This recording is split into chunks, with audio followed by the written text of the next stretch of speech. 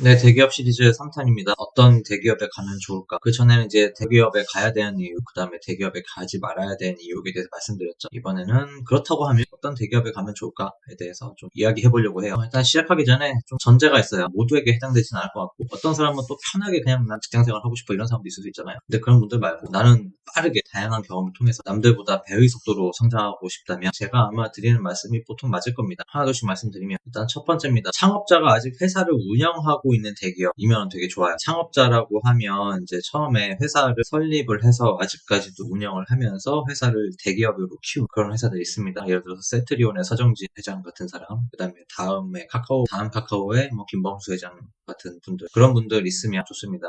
근데 확실한 건 그런 분들 계시면 무조건 힘들어요. 그런 분들은 만만디인 게 없습니다. 모든 걸 칼같이 만들어서 빠르게 진행하려고 하기 때문에 무조건 힘들어요. 그런 분들과 같이 일하면. 근데 그렇게 있으면 아마 일반적인 그런 인프라 비즈니스를 하는 변화 없는 대기업보다는 훨씬 더 빠르게 성장할 수 있습니다. 예를 들자면 아까 제가 말씀드렸다시피 카카오라든지 네이버 아직도 창업자 운영하고 계시죠. 그 다음에 미래에셋의 뭐 박현주 회장, 쿠팡 또는 외국 기업이라면 테슬라, 여기다 뭐 추가하면 뭐 다이소, 아성 다이소 이런 데가 있을 수 있겠네요. 뭐 아니면은 뭐 카리 뭐 이런 곳들, 또 창업자가 운영하시는 곳들, 이런 것들이면 좋습니다. 여기 말고도 많아요. 제가 이제 예를 드는 겁니다. 그 다음은 이제 급격하게 성장하고 있는 대기업입니다. 그래서 예를 들어서 이제 회사가 매출이 갑자기 2배, 3배 올라가면 진짜 일이 미친 듯이 쏟아지거든요. 뭐 정산할 게 많아진다든지, 구매할 게 많아진다든지, 뭐 사람도 많이 뽑아야 된다든지, 이렇게 일이 미친 듯이 쏟아집니다. 그러면 이제 회사는 그 일을 빠르고 정확하게 처리하기 위해서 뭔가 계속 바꿔봐요. 물론 그 바꾸는 과정이 여유롭거나 쉽진 않습니다. 되게 스트레스가 많은 과정이에요.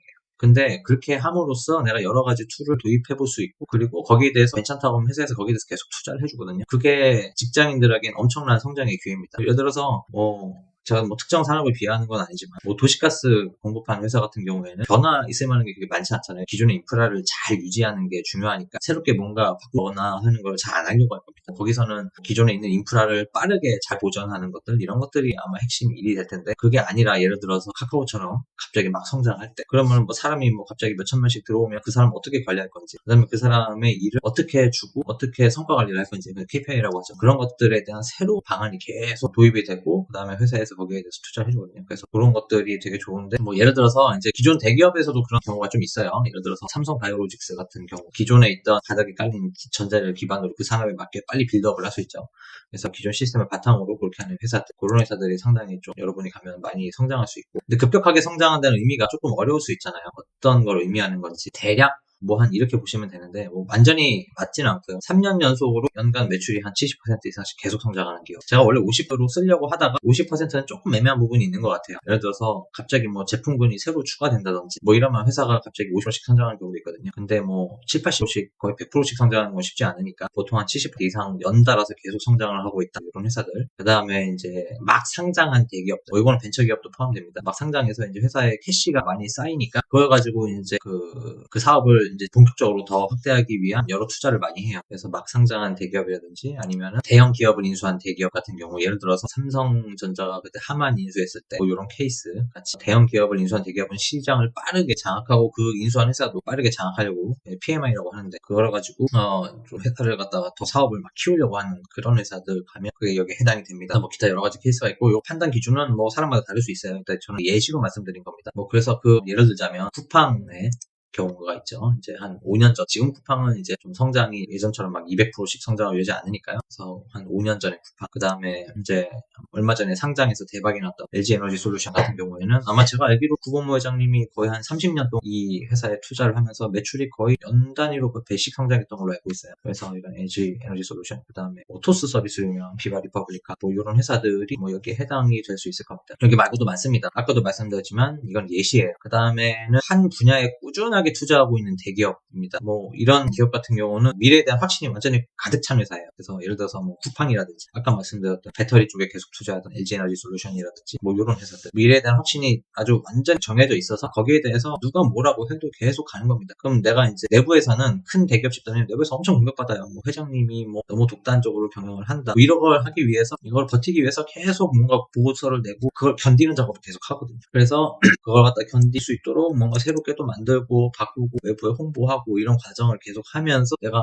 시장에서 이런 그 고난이 있을 때 이렇게 버틸 수 있구나라는 걸 경험할 수 있습니다. 그래서 보통 이런 경우에는 결국에는 성공하는 케이스가 많더라고요. 진짜 몇십 년씩 투자를 하면 그래서 존버하면 성공해서 다른 사람들 다 낙시킬 수 있습니다. 그래서 이런 케이스들이 있고 그거의 업종 케이스로 말씀드리자면 원자재나 원소재 하는 회사들 예를 들어서 아까 말씀드린 배터리 업계라든지 조금 요즘은 힘들긴 하지만 아니면은 원자재 쪽에 예전에 리튬 쪽 하던 회사들 그 다음에 또 뭐가 있을까요? 광사 쪽 투자하는 회사들, 이런 회사들이 있을 거고요. 그 다음에 이제 중후장대 비즈니스, 중공업이라든지 자동차, 이런 비즈니스도 예를 들어서 중공업 같은 경우는 공장, 야드 하나 만드는 데만 해도 거의 한 10년 가까이 걸립니다. 이걸 갖다가 계속 자금을 조달하면서 가는 거죠. 자동차도 자동차 공장 하나 만들면 연단이 걸리고요. 이거 반도체도 아마 포함될 겁니다. 그 다음에 초대형 건설 프로젝트를 진행하는 기업들, 예를 들어서 부산의 광안대교 만들었던 그런 프로젝트를 계속하는 기업들이라든지 아니면 인천대교 만들었던 그런 대형 프로젝트를 계속 연달아서 하는 회사들이 있어요. 가면 배울 게 엄청 많습니다. 그 다음에 바이오 대기업, 센트리온 같은 것도 삼성바이오로직스 그렇게 성장한 대기업들 가면 배울 게 많습니다. 그 다음에 글로벌 또는 전국민 상대로 온라인 서비스를 하는 그런 급격하게 성장한 기업들,